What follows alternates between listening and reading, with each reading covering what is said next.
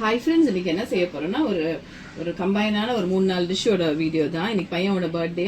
சரி, நான் எப்பவுமே பர்த்டே சமயத்தில் அவங்களுக்கு என்னென்ன பிடிக்குதோ ஒரு அளவுக்காச்சும் செஞ்சு கொடுத்துருவேன். சரி, இன்னைக்கு ஹோட்டல் போகலான்னு நினச்சா நான் வந்து பையன் வந்து வேண்டான்னு சொல்லிட்டு இது பண்ணிட்டான். வீட்லேயே செஞ்சு சாப்பிட்டுக்கலாம், செஞ்சிடலான்னு. அதனால என்ன செஞ்சுருக்கேன்னா, நான் கொஞ்சம் மட்டன் பிரியாணி செய்ய போகிறேன். அப்புறம் ஃபிஷ் ஃப்ரை, அப்புறம் வந்து எறா ஃப்ரை, முட்டை, அப்புறம் ரைத்தா, அப்புறமா கொஞ்சம் இது பண்ணலான்னு சொல்லி பிளான் பண்ணியிருக்கேன். எல்லாம் ஒன்று ஒன்றா செஞ்சுட்ருக்கேன். அது ஆஸ் யூஷுவல் மீனை க்ளீன் பண்ணி அதுக்கு வந்து மசாலா போட்டு வச்சுட்டேன். சங்கரா மீன் தான் கிடச்சிது, ஃப்ரெஷ்ஷாக இருந்தது. அதை க்ளீன் பண்ணி வச்சுட்டேன். நான் ஆஸ் யூஷுவல் சொல்கிறது தான். நேற்றே வாங்கிட்டேன், ஃப்ரெஷ்ஷாக இருந்துட்டு வாங்கி மிளகா போட்டு கொஞ்சம் ஃப்ரீசரில் மேரினேட் பண்ணிட்டேன் இதை மீனை. இப்போ வந்து கறி வந்து மட்டன் வந்து ஒரு 2 கிலோ எடுத்திருக்கேன். 2 கிலோ மட்டனு. ஏன்னா 1.25 கிலோ அரிசி போட போகிறேன். மட்டன் கொஞ்சம் ஜாஸ்தியாக தான் நல்லாயிருக்கும். அதனால 2 கிலோ மட்டன் எடுத்திருக்கேன். முட்டை, அப்புறம் வந்து எறா வந்து க்ளீன் பண்ணி வாங்கி நேற்று ஃப்ரெஷ்ஷாக வந்ததுன்னு சொல்லி அதையும் வச்சாச்சு. எப்பவுமே நீங்கள் வந்து எதாவது செய்யணும்னா ஃபர்ஸ்ட் நாளே வாங்கி இதை க்ளீன் பண்ணுற வேலை ஃபர்ஸ்ட் நாள் வச்சுக்கோங்க. மறுநாள் வந்து கெஸ்ட் வராங்கன்னா கூட டக்குன்னு எடுத்து எல்லாத்தையும் செஞ்சிடலாம். நான் அப்படி தான். இப்போ பிரியாணி ஃபாஸ்ட் ஆயிரும். அப்புறம் அரிசி பாருங்கள், எப்பவுமே வந்து பாசுமதி அரிசி நான் வந்து கடையில் தான் வாங்குவேன். கொஞ்சம் பழைய அரிசியாக வாங்கிக்குவேன். அது அப்போ தான் வந்து அரிசி சாதம் நல்லா வந்து விரையா நிற்கும், நல்லாவும் இருக்கும். எந்த அரிசினாலும், இப்போ நம்ம வந்து சாப்பாடு அரிசினாலும் கொஞ்சம் பழைய அரிசியாக வாங்கிக்கோங்க. அப்போ சாப்பாடு நல்லா வரும், நல்ல விரையா வரும். தேவையான பொருள் ஒன்று ஒன்றா சொல்கிறேன். நான் என்னென்ன தேவையோ போடும் போதே டக்குன்னு சொல்லிடுறேன். நீங்கள் பார்த்துக்க. ஏற்கனவே இதெல்லாம் போட்டிருக்கோம் நம்ம சேனலில். இதெல்லாம் ஒன்றா கம்பைனாக ஒரு வீடியோ போட்டுடலான்ட்டு போட்டுட்ருக்கேன். கடற்கடன் செய்யணும், டைமும் ஆயிடுச்சு, பார்த்துக்கலாம். பாருங்க, இப்போ வந்து கறி ஒரு 3 ஸ்டீம் விட்டு எடுத்தால் போதும். அதனால நல்லா எலாண்ட் கறி தான், அதனால நல்லா ஒரு 3 ஸ்டீம் விட்டு எடுத்துக்கலாம். சூப். நெக்ஸ்ட் வந்துட்டு முட்டை வேக வச்சுட்டேன். அந்த சைடில் வந்து பிரியாணி தாளிக்கிறதுக்கு இதோ வச்சுட்டேன். டக்குன்னு செஞ்சிடலாம். டைம் ஆயிடுச்சு. 1 ஹவரில் செஞ்சு முடிக்கணும். நல்ல நெய் ரொம்ப போட்டுக்காதீங்க. ஏன்னா வந்து மட்டன் எதுக்கு ஏற்கனவே வந்து நல்லா ரிச்சாக இருக்கும். அதனால வந்து தேவையான ஒரு 2 தகட்டிடும். அப்புறம் எண்ணெய் வந்து ஓரளவுக்கு ஊற்றிக்கோங்க. மட்டன் கொஞ்சம் கொழுப்பாக தான் இருக்குது கொஞ்சம், அதனால பார்த்துக்கலாம். உங்கள் எண்ணெய் வேணா இன்னும் ஊற்றிக்கலாம். ஒன்று ஒன்றா போடுறத டக்குன்னு காட்டுறேன் நான். இப்போ ஸ்டீம் போட்டுடலாம். இப்போ பாருங்கள், பிரியாணிக்கு தேவையான சாறு, அன்னாசி பூலாம் போட்டுக்கோ. தள்ளி இல்லை பாப்பா, வெடிக்குமா? ஆமாம். நெக்ஸ்ட் வந்து பச்சை மிளகா, வெங்காயம், புதினா எல்லாமே போட்டு வதக்கிக்கலாம். எல்லாம் போட்டு ஏற்கனவே இந்த ரெசிபி வந்து நம்ம சேனலில் இருக்குது. நான் கமெண்ட் பாக்ஸில் கொடுக்குறேன், நீங்கள் பார்த்துக்கோங்க. இது டக்குன்னு நம்ம செய்கிறது தொட்டு ஃபாஸ்ட்டாக எல்லாம் போட்டுக்கிறேன்.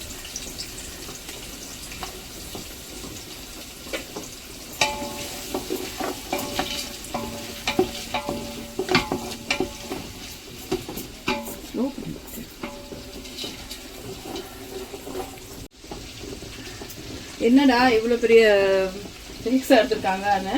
நான் வந்துட்டு எப்போவுமே பிரியாணி செய்யறதுல கொஞ்சம் அகலமான தேக்ஸாவை கொஞ்சம் பெருசாகவே எடுத்துக்கோங்க. நான் வந்து இப்போ வந்து 1.5 கிலோ அரிசி, 2 கிலோ கறி போடுறேன். அதனால இப்போ அதுக்கு தகுந்த மாதிரி கொஞ்சம் பெரிய தேக்ஸாவே எடுத்துக்கிட்டேன். காய் தான் வரும், ஆனால் இருந்தாலும் ஒரு பெரிய தேக்ஸா எடுத்தால் அரிசி வந்து உடையாமல் வரும் நம்மளுக்கு.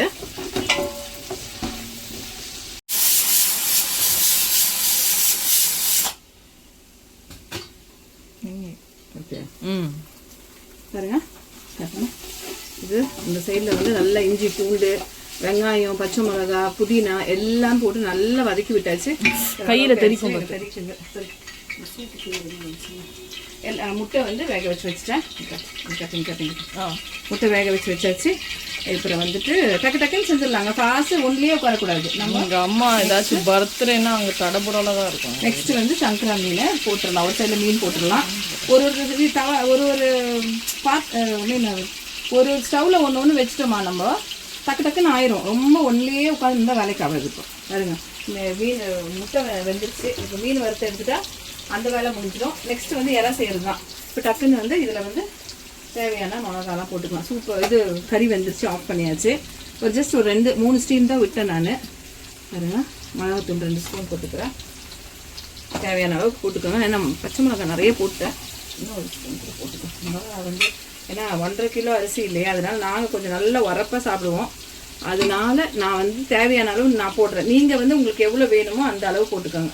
நான் வந்து ஒரு வெறும் மிளகாத்தூள் ஒரு 4 ஸ்பூன் போட்டுட்டு ஒரு 2 ஸ்பூன் வெறும் மிளகாத்தூள் போட்டேன். அப்புறம் வந்துட்டு 1 ஸ்பூன் வந்து 2 ஸ்பூன் வந்து நார்மலாக நம்ம யூஸ் பண்ணுற மிளகாத்தூள் போட்டிருக்கேன். கலர் வெறும் மிளகாத்தூள் எதுக்கு போடுறதா, அந்த கலர் நல்லா வர்றது தான். இப்போ இது பண்ணியாச்சு. இப்போ நெக்ஸ்ட்டு மீன் வச்சாச்சு. மற்றதெல்லாம் ஒன்று ஒன்றா இப்போ தக்காளி போட்டுக்குவோம். மிளகாத்தூள் போட்ட உடனே தக்காளி போட்டுக்கோங்க. அதே மாதிரி வந்து சொல்லுமா இது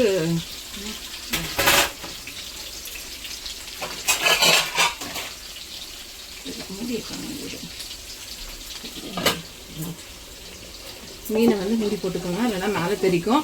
பிகினர்ஸ் எல்லாம் ரொம்ப கேர்ஃபுல்லாக பண்ணுங்க. இப்போ 4 2 3 பண்ணும்போது ஜாக்கிரதையாக பண்ணுங்க. என் பொண்ணுக்கு அதான் நான் சொல்லுவேன். தக்காளியை போட்டு நல்லா அது கொஞ்சம் வதங்கட்டும். அதுக்குள்ளே கறி வந்து ஸ்டீம் இறங்கிடும், அதை போட்டுக்கலாம்.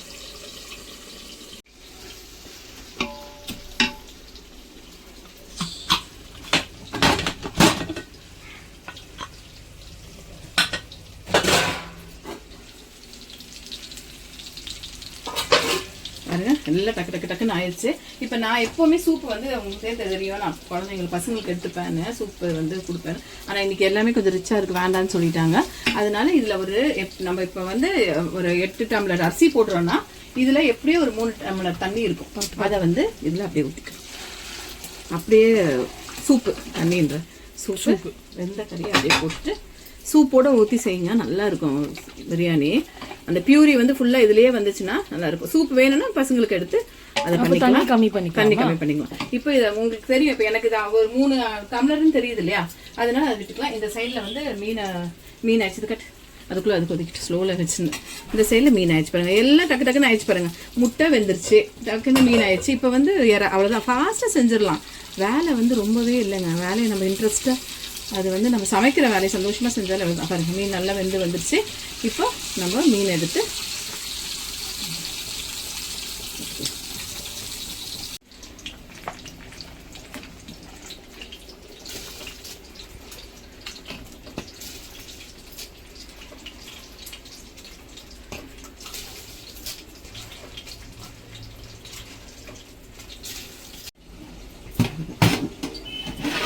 எடுக்கும் போது ஓப்பன் பண்ணும்போது ஜாக்கிரதை தண்ணி வச்சிருச்சு. தண்ணி வச்சிருச்சு தான் சொல்கிறேன். இப்போ நம்ம தான் பரவாயில்ல, நீலாம் கேர்ஃபுல்லாக பண்ணு, புரியுதா?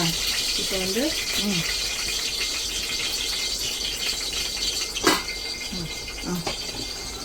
இப்போ பாரு, சாதம் நல்லா கொதி வந்துருச்சுங்க.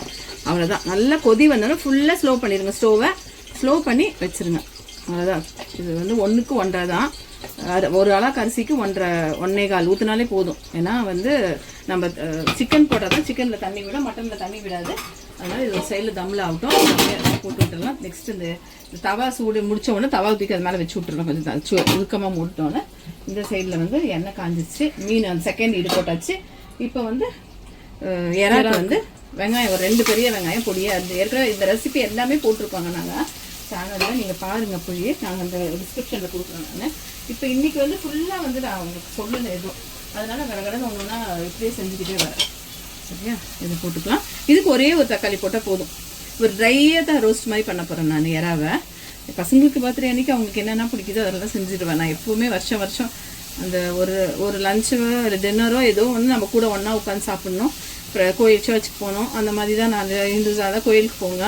அது மாதிரி எதாக இருந்தாலும் எந்த இதில் இருந்தாலும் அந்த நாளைக்கு வந்து ஃபேமிலியோட கோயிலுக்கு போய் வீட்டில் ஒரு வேளை சாப்பாடு குடும்பத்தோடு உட்காந்து சாப்பிடுங்க. அது ஒரு பிளெஸ்ஸிங்காக இருக்கும், உங்களுக்கும் வந்து ரொம்ப இதாக இருக்கும். நெக்ஸ்ட்டு வந்து எவ்வளோதான், கடை ஆயிடுச்சு பாருங்கள். எவ்வளோ சீக்கிரம் முடிச்சுட்டு இப்போ ரைட்டாக பண்ணணும், அவ்வளோதான். தம்மில் போட்டு விட்டாச்சு. இதை அதுக்குள்ளார பொறுமையாக அதுக்குள்ளார வந்துட்டு நான் என்ன செஞ்சேன்னா, அந்த மீன் வறுத்தோம் இல்லையா, அந்த தவா தூக்கி இது மேலே வச்சுட்டேன். நல்லா இதாகட்டோங்க, கொஞ்சம் தம்மாகட்டோன்னு பாருங்க. அப்படியே கொஞ்சம் சாதம் ஆனவுடனே அப்படியே ஆஃப் பண்ணி விட்டுட்டேன். நான் ஒரு 3/4 பதம் வரும்போதே ஸ்டோவை வந்து ஆஃப் பண்ணி விட்டுட்டேன். பாருங்க, இப்படி பல வந்துருக்குன்னு.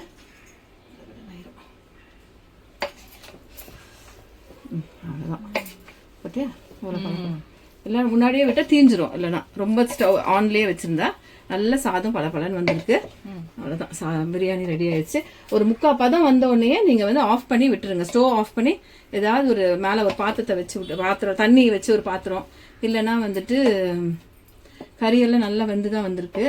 கறி 3/4 பதத்தில் தான் நான் வேக வச்சேன். கறியை கூட ரொம்ப எல்லாம் வேக வைக்கல. தெரியுதா?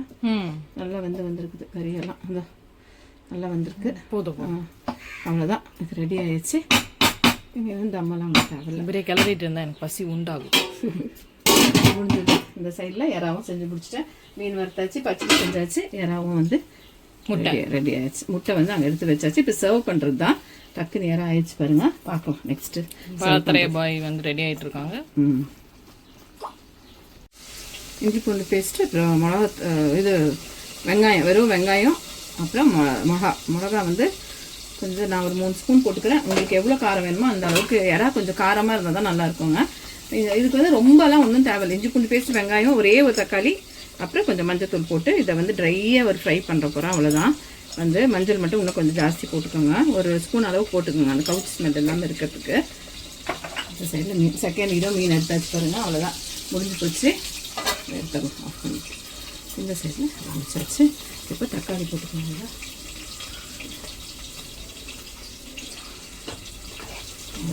தக்காளி நல்லா வதக்கும் போதே, இதை வதங்கும் போதே நம்ம வந்து எறா வச்சுருக்கோம் இல்லையா, எறாவையும் கூட போட்டுப்போம்ல. நான் அந்த ரெசிபி எல்லாம் இருக்குது உங்களுக்கு சேனலில் பாருங்கள். அவசர அவசரமாக காட்டுறதுக்கு உங்களுக்கு தெளிவாக, பிகினர்ஸ்க்கெல்லாம் தெளிவாக சொல்ல முடியல.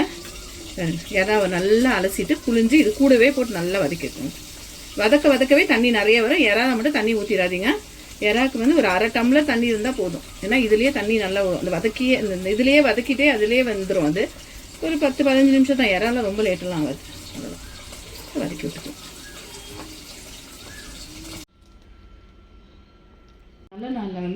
நல்ல நாளில் வந்து பசங்களுக்கு வந்து சொல்லிக் கொடுங்க. இந்த மாதிரிலாம் சாம்பிராணி போட்டு வீட்டில் நல்லா ப்ரேயர் பண்ணிவிட்டு ஒன்றா உட்காந்து சாப்பிட்டுட்டு அப்புறம் சர்ச்சுக்கு போய் இல்லை கோயிலுக்கு போயோ இல்லை மாஸ்க்கு போயோ பண்ண வைங்க. இதெல்லாம் ஒரு பசங்களுக்கு நம்ம இதெல்லாம் மறந்துடுறாங்க இப்போ இருக்க பிள்ளைங்களுக்கு. அதனால இதெல்லாம் செய்ய வைங்க.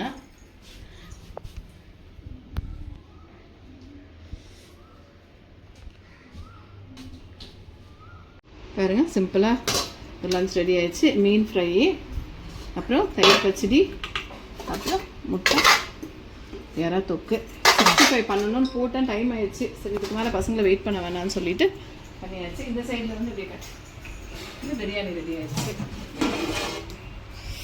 நல்லா சுட பிரியாணி. என்னடா தேக்ஸா ஊற்றி கொண்டு வச்சுட்டேன்னு நினைக்காதீங்க. இது இப்படி இருந்தாலும் அங்கே டக்குன்னு வந்துட்டு எடுத்து போடுறதுக்கு வாட்டமாக இருக்கும் நம்மளுக்கு. ஒன்றுனா வைக்கிறேன், அப்படியே சர்வ் பண்ணி எடுத்து வைக்கிறேன்.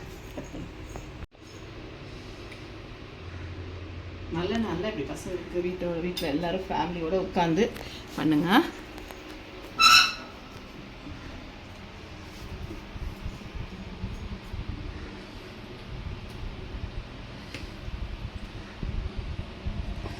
இப்படி உட்காந்து எல்லாம் ஒன்றா சாப்பிட்டீங்கனாலே அதே பெரிய பிளெஸ்ஸிங்கு. சேனலை பாருங்கள், சப்ஸ்கிரைப் பண்ணுங்கள், ஷேர் பண்ணுங்கள், லைக் பண்ணுங்கள். கறியெல்லாம் நல்லா வெந்திருக்கு. உடச்சி விட்டுக்கிட்டு கறியெல்லாம் பாருங்கள். ஒரு 2 ஸ்டீம் தான் விட்டேன் நான். அதில் நல்லா பாருங்கள், பஞ்சு போல் வெந்திருக்கு நல்லா. அது சாதமும் நல்லா இருக்குது. டேஸ்ட் எப்படி இருக்குன்னு பார்த்து தான் சொல்லணும். வைத்துக்கிட்டு